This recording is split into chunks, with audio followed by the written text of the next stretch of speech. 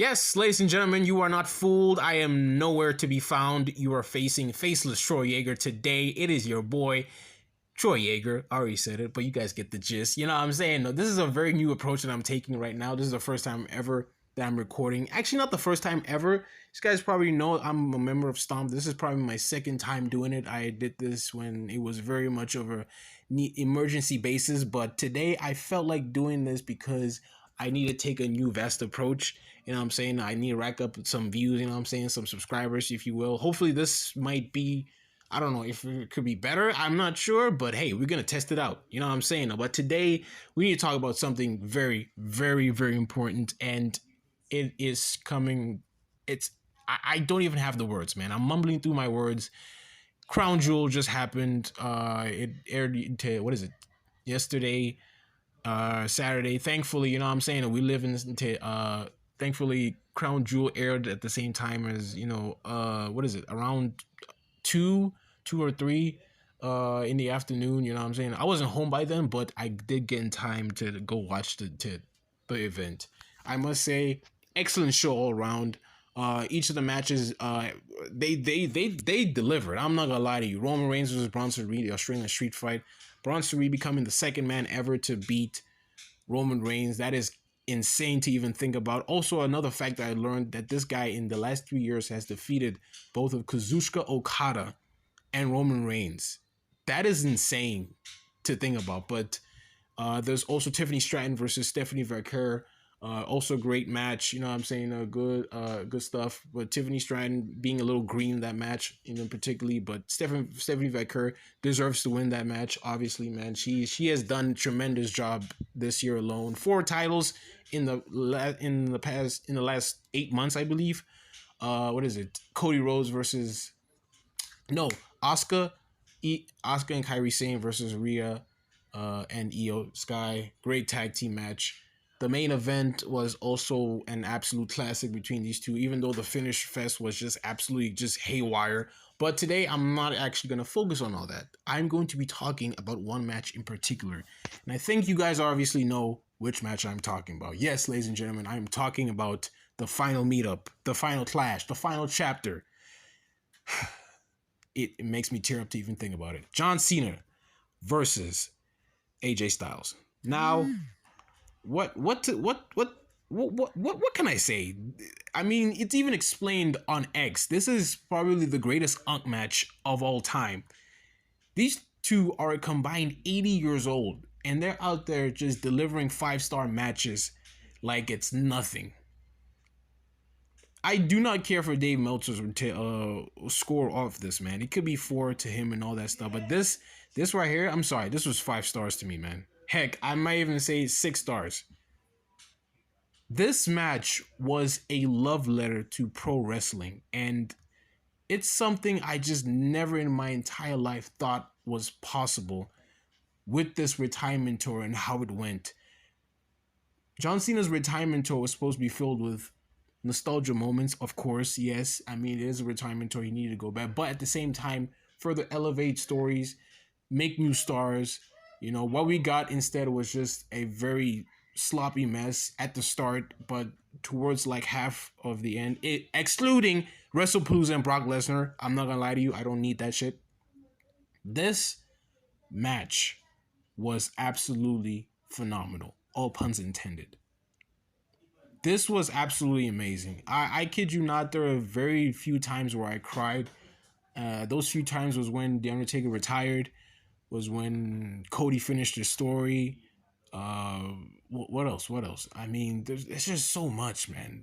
There's not even a lot, actually. I think it's only those two, but I think I just found my third match that I actually nearly cried. These two did not need to go out. It did not even need to go that hard, man. All they just needed to have was a good match. And I know that's pretty much insulting to both of these two and their accolades and their stature, and I know they can deliver a good match. But honestly, I felt so worried because of their age. I thought they might be limited in the ring, but I keep forgetting, bro. Like these two are the best in the world for a damn good reason, bro. This felt more of a promotional match in a type of way, if you guys feel what I'm saying, because first and foremost, we gotta talk about the entrances. AJ Styles in particularly. Men's came out with a TNA ring gear, bro, in his 2002 ring gear. He came out TNAing everything up. You know what I'm saying? No, I don't know if that's an actual word, but hey, I'm keeping it, bro. I'm TNAing everything up. John Cena, as per usual, you know what I'm saying, though? But the real magic started even before the match even started, because as per usual, John Cena had his introduction, you know what I'm saying? Greatest of all time, never seen 17, you know the drill. But yet he hands Alicia Taylor a note, a particular note, and I immediately knew what was going to happen, because I just know for a fact that John Cena was about to do something phenomenal, bro. All puns intended again. So he announced AJ Styles as the definition of total nonstop action, and I was so hype. He also acknowledged his Bullet Club days, calling him the undisputed boss of Bullet Club and the ace of Bullet Club, rightfully so. And he also he jokingly said that he can, like, we're what did he say? He said something along the lines of, can he beat up John Cena for the final time, the phenomenal AJ Styles? And I'm kid you not, I instantly knew, oh shit, these two are about to have a banger. And that is what we got.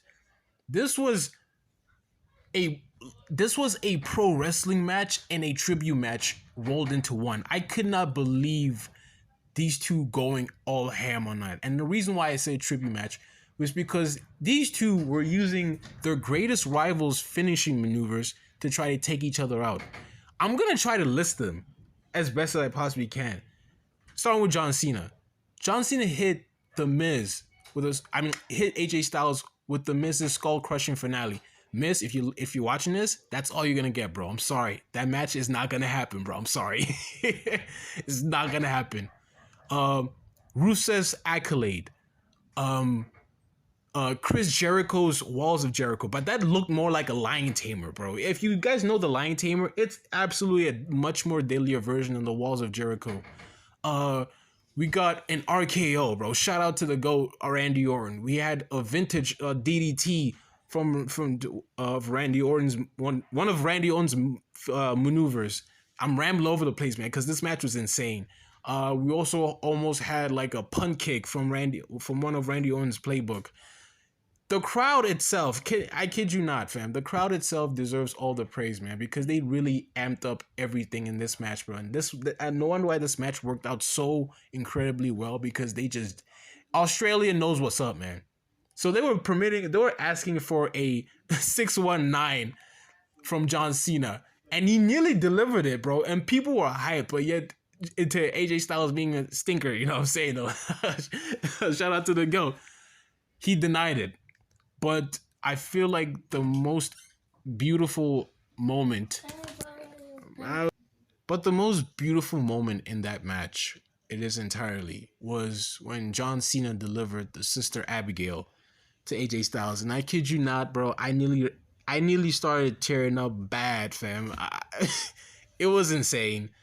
Then the Australian crowd, bless them, bro. Bless all of them, started to raise up their fireflies in the air. And you could almost see John Cena almost breaking down into tears, man. Because he knows good and well that, man, it was beautiful. It was beautiful. R.I.P. Bray Wyatt, man. You just know he was just so proud of doing that move.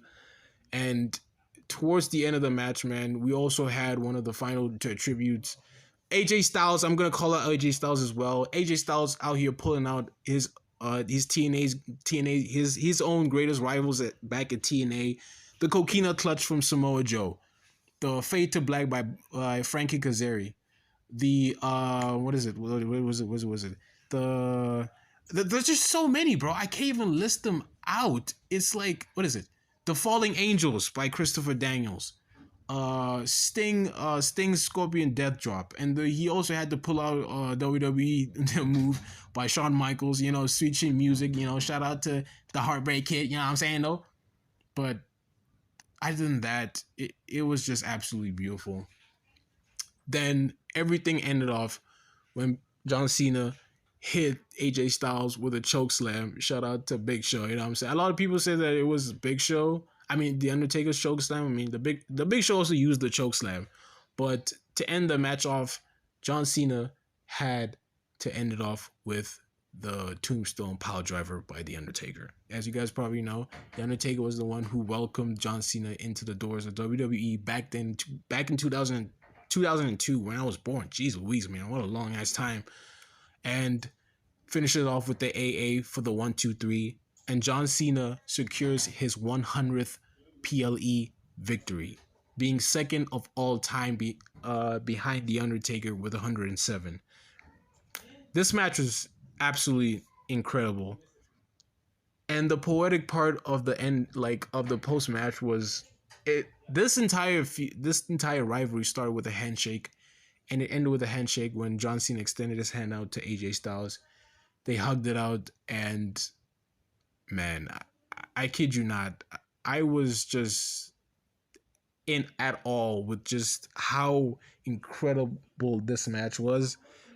They did not need to go that hard, fam. I still cannot begin to fathom how on earth they could have went this hard, man.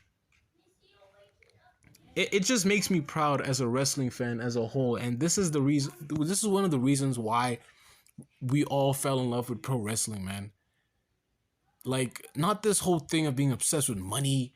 What is it? Who has the most following or whatnot? And it's just, at the end of the day, these two men got in the ring and they just performed like their lives depended on it, man. It was a true love letter to pro wrestling in its entirety. It still does not excuse Triple H out of any circumstances, because trust me when I say this, the fans made this match, not Triple H. I'm sorry to say. But man, it was just such a beautiful moment, and the most heartbreaking part was John Cena pulling up the 4 sign, the 4, the hand with the 4, signaling that he has only 4 dates left. He has 2 Raws left. He has 1 more PLE, which is Survivor Series War Games, which is reportedly going to be against Dominic Mysterio for the IC title. Let him win the damn title, please. Let him win it. Then he has his final match at Saturday night's main event. Then, ladies and gentlemen, after 25 years, John Cena fully retires from pro wrestling. This was very much of a heartwarming but yet very sad, voice recording I had to make. But hopefully this could be a thing that I could do on a day-to-day basis. And it's just, man, pro wrestling, man, is something else.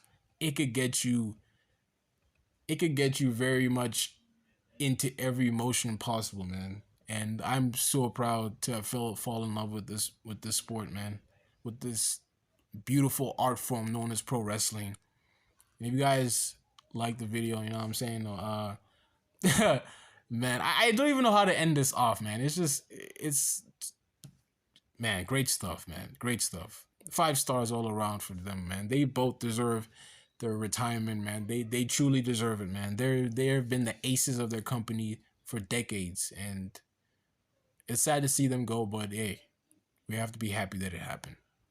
It's been your boy Troy Yeager, and I'm signing out. Deuces.